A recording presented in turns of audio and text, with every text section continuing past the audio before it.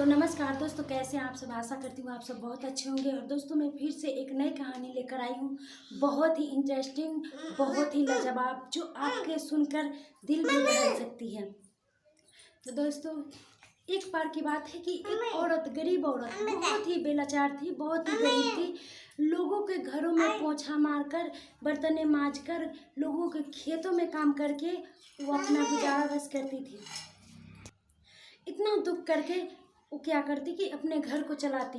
एक फूस की झोपड़ी में रहती और उसके पास एक बेटा था जो अपने बच्चे को बचाने के लिए, अपने बच्चे को खिलाने के लिए क्या क्या नहीं करती।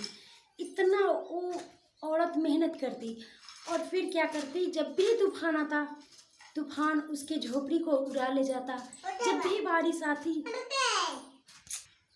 वो बारिश का पानी एक बूंद भी बाहर नहीं जाता, सारी बारिश की पानी उसकी झोपड़ी के अंदर आती। इतना वो दुख करती और खुद अपने बच्चों को आंचल में समेट करके, अपने कलेजे से लगाकर, अपने शरीर से लगा करके उसको रखती, ताकि मेरे बच्चे बीमार न पड़ जाए, मेरे बच्चे को ठंड न लग जाए।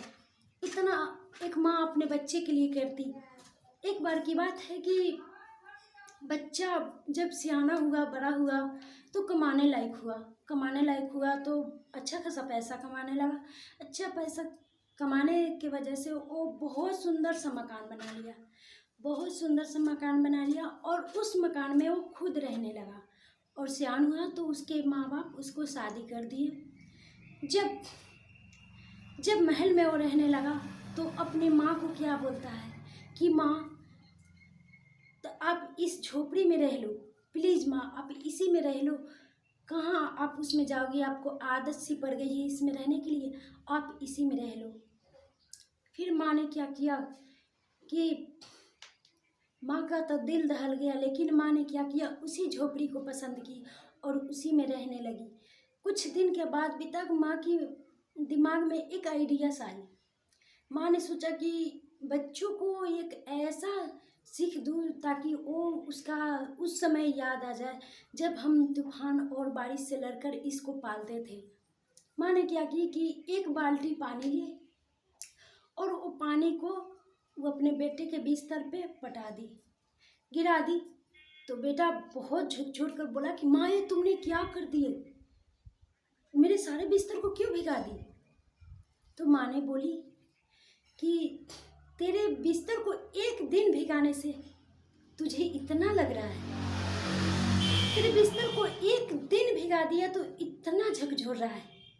और तुझे मैंने सीने से लगा करके, आंचल से ढक करके, दूसरों को काम, घरों के काम करके, आंधी तूफानों से यही बिस्तर भीगा था, पर मैं खुद इस बिस्तर, भीगे हुए बिस्तर पर सोती और तुम्हें अपने गोद में सुलाती, ताकि तुम्हें ठंड न लग जाए,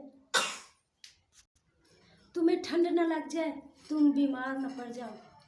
और जब तुम बड़े हो गए, तुम्हारे पास पैसे हो गए, तो तुम महल में रहने लगे। और वो माँ की दशा जो थी, जो दुर्दशा थी, वो आज वही है जो कल थी। पर फर्क इतना था कि माँ उस वक्त दो के साथ दुख करती थी और आज माँ अकेले दुख कर रही है, क्योंकि दो, एक तू था और एक मैं था। जो मैं दुख करता और साथ में तुम्हें भी कुछ दुख की अथी पड़ती, लेकिन हम तुम्हें दुख पहुँचने नहीं देता था। और आज तूने मेरे साथ क्या किया, तुमने खुद महल में रह करके गद्दी पे सोता है और मुझे उसी झोपड़ी में छोड़ करके, मुझे वही टूटी खटिए पे मुझे सुलाता है, और वही रोटी, सूखी रोटी जो मैं खाता था, और तुम्हें अपने सीने का दूध पिलाता था, अपने सीने का दूध तुम्हें पिलाता था। और वही सूखी रोटी खाकर मैंने तुम्हें इतना बड़ा किया। जब तू कमाने लायक हो गया तो तुम मुझे, मेरे लिए क्या किया। वो बात बेटे को, दिल को झकझोर कर रखती। बेटे ने बहुत रोया, माँ के चरणों में गिर गया कि माँ, मैं तो बचपना था, लेकिन तुम याद कराई, बहुत अच्छा की माँ। माँ क्या करने लगी, माँ को इतना रोने लगा रख करके गोद में कि कहने से क्या लायक। और फिर से अपने माँ को महल में ले आया और फिर से अपने माँ को प्यार दुलार देने लगा अपने पत्नी के साथ।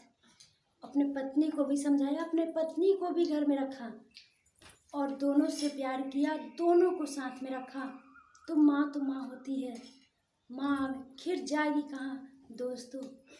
अगर आपकी माँ हो तो आपको बचपन में बहुत प्यार से पाली होगी, बहुत दुख करके, क्योंकि 9 महीने का तो दुख ही अलग होता है और जन्म देने का दुख कुछ और होता है। और उसके बाद पालने, तुम्हारे लैट्रिन साफ करने की, तुम्हारे शरीर साफ करनी, नहानी धोनी, कपड़ा, बहुत सारा। माँ की तो कोई अनोखा कोई कर ही नहीं पाया है आज तक और नहीं कर पाएगा दोस्तों। लेकिन माँ को कभी भी तकलीफ मत दीजिएगा, क्योंकि माँ होती है। अगर आप माँ को धरती पे तकलीफ दे रहे हो, आपको स्वर्ग में थोड़ी सी भी जगह नहीं मिलेगी।